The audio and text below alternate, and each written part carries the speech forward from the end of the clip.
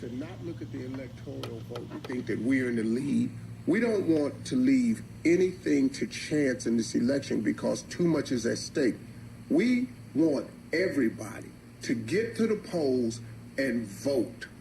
Well, amen to that, because it's exactly what has to happen, and especially because a number of states have been trying to suppress the vote, make it harder for people of color, young people, people with disabilities, older people. They've really tried to make it difficult, and we've been fighting back on that. But the ultimate rebuke for people who don't want you to vote is to show up and vote.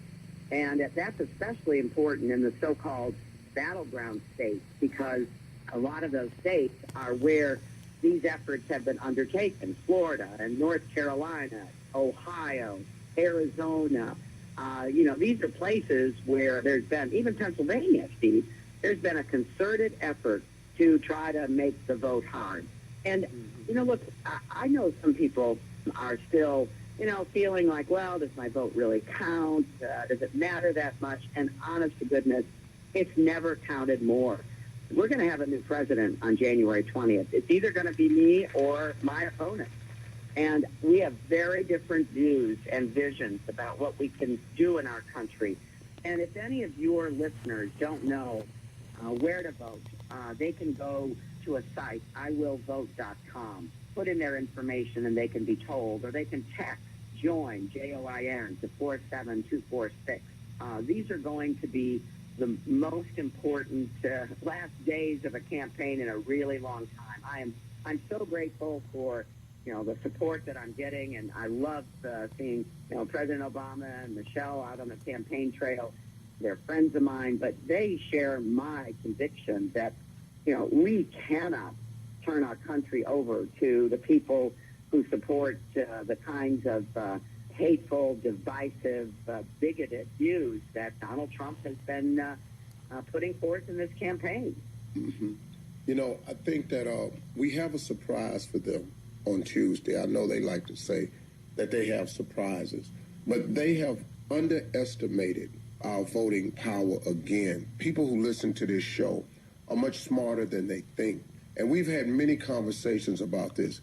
And the polls, they just don't, the polls are not talking to us a lot of times. And just like in the last election where they had such a great lead in Ohio, and then when it got up to Elyria, Toledo, Youngstown, Lorain, Cleveland, all of a sudden it got turned the other way. The same thing is going to happen again because they're not talking to us.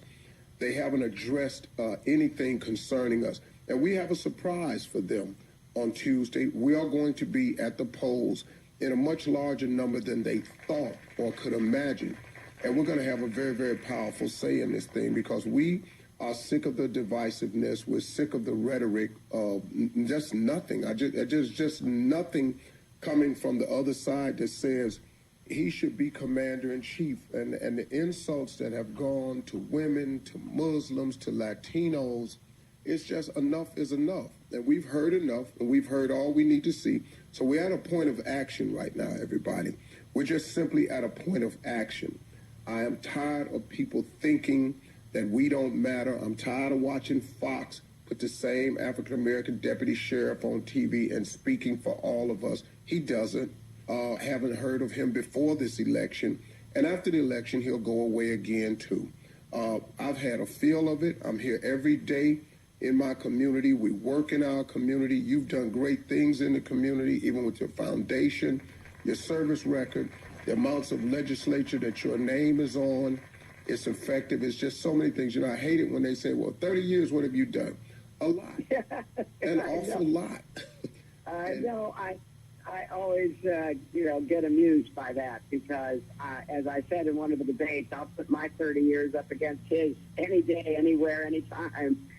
Because, look, I care deeply about this country. I love this country, and I believe in the American people, and I want to be the president for everybody. But I particularly want to be the president for people and communities that feel left out and left behind, because that shouldn't be in the 21st century in our country. And we're going to really double down on a lot of the efforts that have been underway to try to create more jobs and housing and, transportation that can get people to the jobs that are out there. And I want to remove the so-called, cradle to prison pipeline and replace it with a cradle to college pipeline. We're going to really just double down on what we need to do. And you make a good point. I do think that people will be surprised by the turnout. Now, a lot of the states that we're working hard in, like Pennsylvania, like Michigan, like New York, like New Jersey, they're election day states. And so we need people to come out on election day, and we need them to be patient, because if you're right, Steve, and I tend to think you are, there will be long lines. And Right. if we look back on history where we've got the other party in charge, sometimes those long lines are not by accident.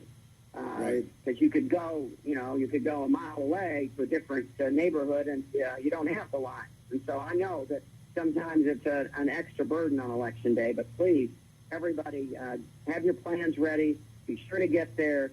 Make sure you stay. We're going to be working lines with, water or other kinds of support for people, because we know it's a big challenge in a number of communities to actually get out and vote on election day because of the disparity of, voting resources. You can go to, one precinct and there's, 10 machines. You go to another precinct, there's 2 machines. I've seen that myself and tried to remedy it with some legislation that required equity in the voting place, but we're going to keep working on that too. So don't get discouraged if you get out there on Tuesday and it's kind of overwhelming, because if Steve's right, and I think he is, a lot of folks want to show up and vote and show that they're rejecting the kind of divisive, dangerous vision on the other side. Well, we know how to wait. We've been patient for a long time, but we know how to get the job done. Hey, everybody, listen, it's iwillvote.com. If you have any questions about voting, just go to iwillvote.com. We need a big turnout in Ohio. We need a big turnout in North Carolina, in Pennsylvania, in Florida, Michigan, Wisconsin. We need big turnouts in these areas. And hopefully, Secretary of State Clinton, next time we talk, we'll be talking to the President of the United States. Well, I hope so, my friend, and it's been wonderful talking with you, and thanks for everything you do every single day to kind of get people focused and lift their spirits and, help them have the best lives they can have. Well, God bless you, Ms. Clinton, and thank you for joining us today, and we're going to stay on top of it for you. Thank you, Steve. Take care now. Bye-bye. You're listening to the Steve Harvey Morning Show.